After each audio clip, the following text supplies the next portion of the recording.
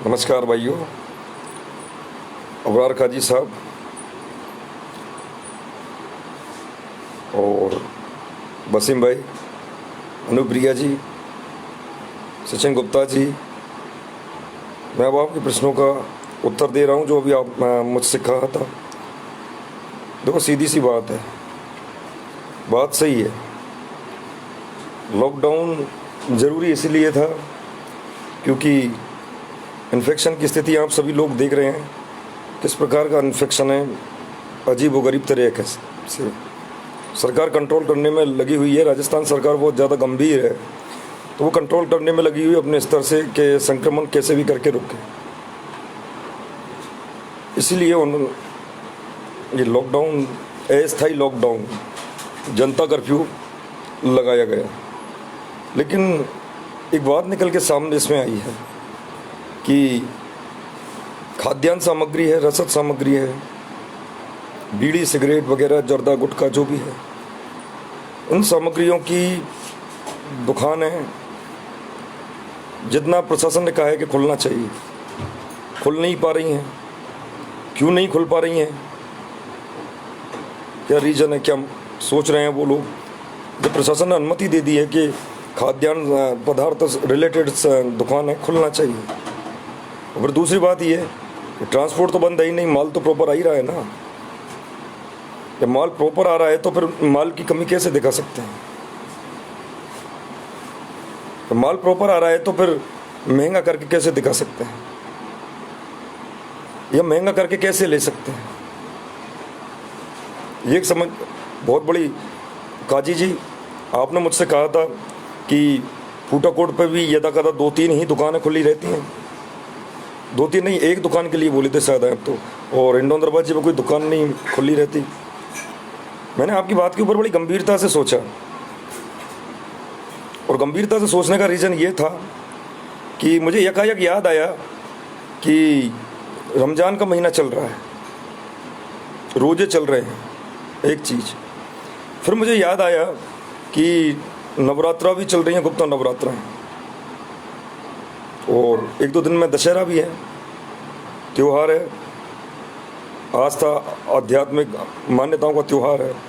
और उधर रमज़ान भी चल रहा है, वो भी आध्यात्मिक आस्था का एक अपना एक बिरला एक अलग ही माहौल है। ऐसी स्थिति में लोगों को आवश्यकता की चीज़ों की ज़रूरत पड़नी है, और जब ज़रूरत पड़नी है तो बाज़ार में से उन चीज़ों को बिल्कुल गायब करके दिखा दिया जाए, या ज़रूरत पड़नी है तो ऐसी स्थिति में उन चीज़ों की शॉर्टेज बताकर अगर उनसे मोटा पैसा बनाया जाए, तो ये तरीका मेरे क्या गले नहीं उतरता। अब समस्या ये है कि अब जब आप बात हो ही रही है हमारी और आपकी, तो फिर वो खुल के ही हो तो अच्छी बात है। मुख्यमंत्री जी से एक छोटा सा आग्रह किए थे इस भयावह कोरोना की स्थिति को देखते हुए कि कोरोना इतने बड़े स्तर पे अगर ये इस तरीके से संक्रमण फैल रहा है, इसकी भयावहता को देख के मैंने सीएम साहब से व्यक्तिगत एक छोटी सी मांग की थी कि लॉकडाउन किया जाए। परिणति स्वरूप जनता कर्फ्यू हमको देखने को मिला।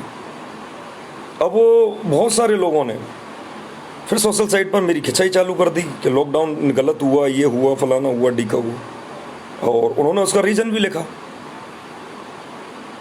अब ऐसी स्थिति में फिर मेरा ये दायित्व बन जाता है कि अगर मैं लॉकडाउन के फेवर में था, और मैंने लॉकडाउन का फेवर केवल इसीलिए किया कि रहेंगे नर तो बसेंगे घर, कैसे भी करके जान माल की सेफ्टी होना चाहिए। संक्रमण की भयावहता जो अभी हमें चारों तरफ से देखने को मिल रही है, कितना डेंजर संक्रमण है, ऐसी स्थिति में जान बचाना अपना प्रथम ध्येय होना चाहिए हर जीव मात्र का। बस यही सोचकर मैंने लॉकडाउन की अनुशंसा मुख्यमंत्री जी से की, और मुख्यमंत्री जी ने उस चीज़ को गंभीरता से लेकर अगर माना तो मैं उनका तहे दिल से इस्तकबाल करता हूं और धन्यवाद भी देता हूं अशोक जी को। खैर, हमारे स्टेट के मुख्यमंत्री जी हैं ही बड़े दयालु प्रवृत्ति के, और बड़ी ऊपर वाले की कृपा की बात है कि वो मेरी बात कभी कभार सुन भी लेते हैं। तो सुनने में भी ये आ रहा था कि करौली शहर में बड़ी पैमाने पर कालाबाजारी हो रही है खाद्यान्न पदार्थों की, कालाबाजारी हो रही है बीड़े गुटखे सिगरेट की। तो मैं इस लाइव के माध्यम से इन दुकानदारों से एक बात कहना चाहता हूँ कि समय रहते अगर ये सुधर जाओ तो अच्छी बात है, वरना सुधारने के ऐसे ऐसे रास्ते मुझ पर आते हैं कि दुकान करना तो दूर की बात है, जिंदगी में कभी भी किसी भी प्रकार की दुकान करने की ऑथराइज्ड परमिशन नगर पालिका या जिला प्रशासन से ले जाओ तो मेरे मुंह पे थूक देना। मैं करौली के आवाम से एक बात कहना चाहता हूं कि कालाबाजारी करने वाले लोगों के वीडियो, उनका सबूत इकट्ठा करिए और वो सबूत मुझे दीजिए। फिर वो दुकानदार जिस चीज की दुकानदारी कर रहा है, अगर वो जीवन में उस चीज की दुकानदारी कभी कर जाए तो मैं आप सभी लोगों से कह रहा हूं मुझे बैठा के जूते मारना। तो मेरा उन सभी दुकानदारों से केवल इतना सा कहना है, एक बात मेरी समझ में नहीं आ रही है, कालाबाजारी किस बात की हो रही है? ट्रांसपोर्ट बराबर चल रहा है, माल तुम्हारे पास में बराबर आ रहा है, फिर तुम मार्केट में कमी करके कैसे बता सकते हो किसी भी चीज की? अबे हरामखोरो, बेशर्म हो, ये समय कैसा है? संक्रमण काल है, देश में कैसा समय चल रहा है इस वक्त। तो होना तो ये चाहिए कि समाज में कमजोर गरीब तबके की हम किस तरीके से ज़्यादा मदद कर सकें और उनकी सेफ्टी कर सकें। हमारी सोच तो ये होनी चाहिए। जो तुम इस बुरे समय में इस इंतजार में बैठे हो कि लोगों को मसल दिया जाए, क्या इस कमाई से तुम क्या सोचते हो कि तुम फलीभूत हो जाओगे? संभव ही नहीं है। आजकल एक बीमारी का बहुत ज़्यादा मैंने नाम सुना है, साइलेंट अटैक, बहुत ज़्यादा मैंने देखने को मिला है। ऐसे ही कमीनों और कुत्तों को होता है जो मौके की नजाकत को नहीं देखते हुए मौके का नाजायज़ फायदा जो लोग उठाते हैं और धन बनाते हैं, उनकी ऐसी ही कुगति मैंने होती देखी है। तो मैं करौली के समस्त दुकानदारों से इस लाइव के माध्यम से केवल इतना सा कहना चाहता हूँ, और करौली के नगर परिषद के समस्त पार्षदों से भी और अन्य जनप्रतिनिधियों से भी मेरा केवल इतना सा कहना है। रिजवान भाई अस्सलाम वालेकुम। रिजवान भाई, जैसे आप अपने वार्ड के मेंबर हैं, पार्षद हैं, तो आपके वार्ड में आप 10 लोगों की, 10 जागरूक लोगों की ऐसी कमेटी गठित करिए कि वो 10 लोग तुम्हारे वार्ड में जो दुकान है उन दुकानों पर केवल ये निगरानी करे कि कहीं किसी जगह कोई दुकानदार ज़्यादा पैसे में, ज़्यादा मुनाफे में तो ऐसा काम नहीं कर रहा। अगर कर रहा है तो तुम उसके केवल वीडियो बनाकर सबूत ले आइए। अगर हर वार्ड में 10-10 लोगों की ऐसी कमेटी बन जाती है जो केवल दुकानदारों पर ये निगरानी रखेगी कि ये कालाबाजारी या महंगाई कर रहे हैं या नहीं कर रहे हैं, तो जानते हो उन दुकानदारों में एक ऐसा खौफ अपने आप स्वतः ही पैदा हो जाएगा कि वो दुकानदार, हर इंसान में उनको वो निगरानी कमेटी वाले लोग ही दिखेंगे, वो कालाबाजारी नहीं कर पाएंगे। एक चीज़। और दूसरी बात, मैं समस्त वार्ड पार्षदों से, मेरा करौली के वार्ड पार्षदों से मेरा इतना सा निवेदन है, हाथ जोड़कर उनसे मेरी इतनी सी इल्तिजा है कि अपने वार्ड में 10-10 लोगों की कमेटी बनाकर और दुकानदारों पर केवल निगरानी स्वरूप उनको छोड़ दीजिए। और अगर कहीं ऐसा कोई पाया जाता है तो उसका सबूत मुझे दीजिए। मैं आपके सामने उन सबूतों को कलेक्टर साहब तक, जिला रसद अधिकारी तक पहुंचाकर मैं आपको एक चीज़ बता देता हूं, करौली ज़िले की खुशनसीबी है कि बहुत इंटेलिजेंट, बुद्धिमान और जनता के हित में सोचने वाले कलेक्टर अभी वर्तमान में करौली में बैठे हैं। इनसे लाभान्वित हुई है आप, लेकिन इनसे लाभान्वित तभी हो पाएंगे जब सिस्टम से चलेंगे। बहुत अच्छे जिला पुलिस अधीक्षक कछवाहा साहब भी हमारे करौली में हैं। ये आपकी हर संभव मदद करने को तैयार हैं, मगर मदद का एक तरीका भी तो तुम्हारे पास में होना चाहिए। तो मैं वो प्रशासन के लोग, और राजीव शर्मा हमेशा प्रशासन के साथ में मिलकर रहा है, इस बात को बहुत सारे लोग जानते हैं और बहुत गंभीरता तक पता भी है काफ़ी सारे लोगों को। तो प्रशासन इस काम में आपकी बखूबी मदद करेगा। हर पार्षद 10-10 लोगों की कमेटी बनाकर अगर कोई रिपोर्ट पेश करता है जिला कलेक्टर के सामने, तो मैं आपको ये बात दिलाता हूँ, विश्वास दिलाता हूँ कि कलेक्टर साहब आपकी मदद करेंगे और उस कालाबाजारी करने वाला जो वो दुकानदार है उसकी ऐसी ढेबरी टाइट करेंगे, उसकी दुकान का ऐसी सील करेंगे कि जिंदगी में वो उस दुकान को फिर कभी खोल नहीं पाएगा। एक हमारे शहर में कई सारी एजेंसियां हैं, तो एक गुटखा के सप्लायर जो हैं भाई साहब हाथ जोड़कर निवेदन है आपसे, कृतार्थ होकर निवेदन कर रहे हैं प्रभु जी। हमेशा पिछले लॉकडाउन में भी एक अति की स्थिति देखी गई थी इस शहर में, और अब फिर वही स्थिति दिख रही है। तो मैं श्रीमान महोदय, मैं आपसे एक बात पूछना चाहता हूँ छोटी सी। ट्रांसपोर्ट बराबर नहीं चल रहा कि माल तुम्हारे पास में बराबर नहीं आ रहा? जब माल तुम्हारे पास में बराबर आ रहा है तो पब्लिक से फिर मोटे फायदे की उम्मीद आप कैसे कर रहे हैं? पब्लिक का पैसा हराम का नहीं है श्रीमान जी, ये जेब काटना छोड़ दीजिए, काटना छोड़ दीजिए ये जेब। समझा रहा हूं,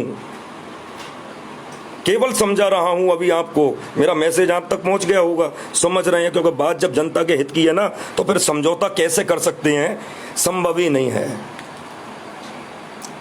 इस विकट परिस्थिति में जनता का साथ देने का समय है, और उस स्थिति में अगर तुम जनता की जेब तो पहले ही ढीली, और उस ढीली जेब को भी अगर काटने की कोशिश करोगे तो अंतरात्मा फिर मुझे कैसे अपने आप से समझौता करने देगी? ये मेरी समझ में से ही बाहर की बात है। मैं समझौता नहीं कर सकता ऐसी परिस्थिति में। अगर ये हालात मेरे सामने पैदा हो रहे हैं तो फिर मैं उनके लिए किसी भी हद तक संघर्ष करने के लिए तैयार हूं। फिर मैं एक ऐसा जिला प्रशासन के सामने छेड़ूंगा इस इन कालाबाजारियों के खिलाफ, कि जनता तो उसमें मेरे साथ में इसीलिए है क्योंकि जनता तो इस वक्त भुगत भोगी है। जनता की तो नाजायज जेब कट रही है, जनता तो भूखे मरने की पोजीशन पे आ रही है, इसलिए जनता तो भुगत भोगी है। लेकिन इसमें कालाबाजारी करने वालों में तुम्हें एक बात और बता देता हूं कि इस काम में जनता तो साथ देगी जो देगी, जिला प्रशासन भी मेरा साथ देगा। तो तुम समझ रहे हो ना कि क्या स्थिति हो सकती है तुम्हारी? तुम क्या सोच रहे हो कि जनता के हित से जुड़े हुए मुद्दों पर जिला प्रशासन पीठ फेर लेगा? संभव ही नहीं है, 1% संभव नहीं है। और अगर फिर भी अगर ऐसी 1% मान लेता हूं कि ऐसी स्थिति आती है, तो मैं मुख्यमंत्री जी तक भी ये बात रखना फिर अच्छी तरीके से जानता हूं।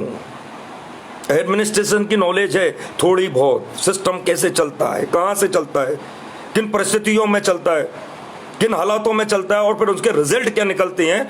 इतना 25 साल के पॉलिटिकल एजुकेशन में तो मैं समझ चुका, आराम से समझ चुका हूं। तो कालाबाजारी करने वाले जो लोग हैं करौली में, जो ये सोच रहे हैं कि इस विकट काल में, इस विकट परिस्थितियों में, एक बात बताइए, सब्जी वालों ने तो पैसे नहीं बढ़ाए भाई, दूध वालों ने तो पैसे नहीं बढ़ाए भाई, हैं? फिर ये बीड़ी गुटखा जर्दे पर ये पैसे कैसे, क्यों? रीजन कंट्रोल कर रखे हैं, कंट्रोल करके बाजार में अभाव पैदा कर दिए, और अभाव पैदा कर दिए तो जो तलबगार हैं, जिनको तलब उठती है, जिनको चाहिए, उनको तो चाहिए, तो फिर उनको थोड़ा ऊंचे दाम पर बेचिए। काहे बेचिए, कैसे बेचिए? अभी जिंदे हैं बस्ती में लोग, यहां से और अन्ना हजारे तक की जो मैंने ये दौड़ लगाई है, कुछ सोच कर ही लगाई होगी। अन्ना ने बगल में अगर कुछ बिठाया है तो कुछ क्वालिटी देख कर ही बिठाया होगा। सीएम साहब भी अगर बात सुनते हैं और बात को अगर वजन देती हैं तो कोई कारण ही रहा होगा। समझ रहे हैं ना करौली के टटपूंजिए, कालाबाजारियों? अरे बेशर्मो, अरे बेहया निर्लज्जो, मैं तुम्हें क्या कहूं, तुम्हारे बिल्कुल दिल नाम की कोई चीज ही नहीं है। तुम कितने बेशर्म हो चुके तुम लोग कि इस इतने बुरे समय में, जबकि समाज के हर तबके को बराबर की मदद की आवश्यकता है, तुम उस स्थिति में, जबकि लोगों के रोजगार के अभाव डाउन हो गए, रोजगार के साधन डाउन होते जा रहे हैं, रोजगार नहीं है, लोगों की जेब ढीली हो रही है, उस स्थिति में भी आप जरूरतमंद लोगों की जेब की ढीली, तो ये कैसे कर सकते हो? मेरी समझ में ये नहीं आई। दिल है, ठाकुर जी का भजन करते हैं 7 घंटे, आत्मा है एक छोटी सी, सुनता हूं मैं उसकी आवाज, दया प्रेम करुणा के भाव है, इसीलिए ऊपर वाले का महत्व जानता हूं और ऊपर वाले से जुड़ा हुआ हूं। अगर हमारी एक छोटी सी, हमने एक सीएम साहब से मांग की थी और उस मांग पर अगर गंभीरता से काम लिया गया और ये जनता कर्फ्यू अगर लग गया, तो फिर जनता कर्फ्यू लगने के बाद में फिर जनता की, फिर लोगों की देखभाल या सेफ्टी करने का भी कुछ मेरा थोड़ा बहुत तो जिम्मा बन ही जाता है ना। मेरी बॉल को जैसे लोगों, मैंने थोड़ी सी अपडेट क्या दी थी कि उक्त तो सीएम साहब से जो मांग की उसकी मैं हार्दिक बधाई देता हूं। लोगों ने मेरी बॉल को छील दिया कि इस प्रकार की परेशानी अब सामने को निकल कर खुलकर सामने आ रही हैं। अब बताइए इनका समाधान क्या है। तो इसीलिए मुझे अब लाइव पर आना जरूरी था। बात जनहित की है, बात आत्मा के दर्द की है, बात अपनेपन की, बात इंसानियत की है, बात अपने आप को इंसान सिद्ध करने की है। कैसे चुप रह सकते हैं? संभव ही नहीं, इसीलिए बोलना पड़ा। तो ये जो बेच रहे हो ना, हाँ, कोई माई का लाल मुझे बेच कर देखे महंगी कीमत में, और कोई माई का लाल मुझे मना करके देखे अपनी दुकान पे कि फला सामान है कि नहीं है, क्योंकि मुझे मालूम है किन दुकानों पर कितने सामान का किस लेवल पर स्टॉक है।